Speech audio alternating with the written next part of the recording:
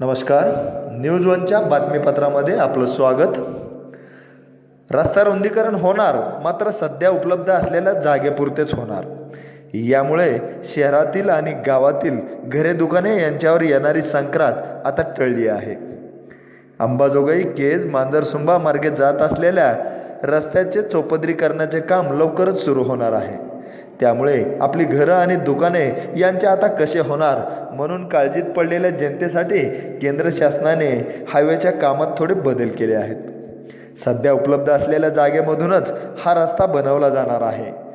सेंटरपासून दोन्ही बाजूस 60-60 फूट हा रस्ता रुंद केला जाणार आहे.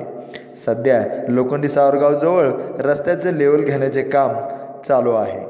त्यामधील सर्वेअर असलेले अमोल भोजने यांनी ही माहिती आम्हाला दिली आहे. आडसमध्ये कापसाचे विक्रमी उत्पादन. आडस येथील शेतकरी प्रशांत सकाराम चव्हाण यांच्या शेतामध्ये असलेल्या कापसाला एकरी 10 क्विंटलचा उतारा आला आहे.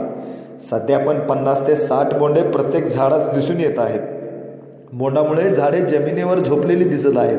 अजित 55 जातीचे हे बियाणं असून या कापसाला 4 वेळा पाणी देण्यात आलेलं आहे. 2 एकरमध्ये 20 क्विंटल कापूस आतापर्यंत मिळाला असून आणखी 20 क्विंटल कापूस मिळणार असल्याची खात्री शेतकरी प्रशांत सकाराम चव्हाण यांनी बोलताना दिली आहे. परिसरातील इतर शेतकरी या ठिकाणी येऊन या कापसाची पाहणी करू लागलेले आहेत.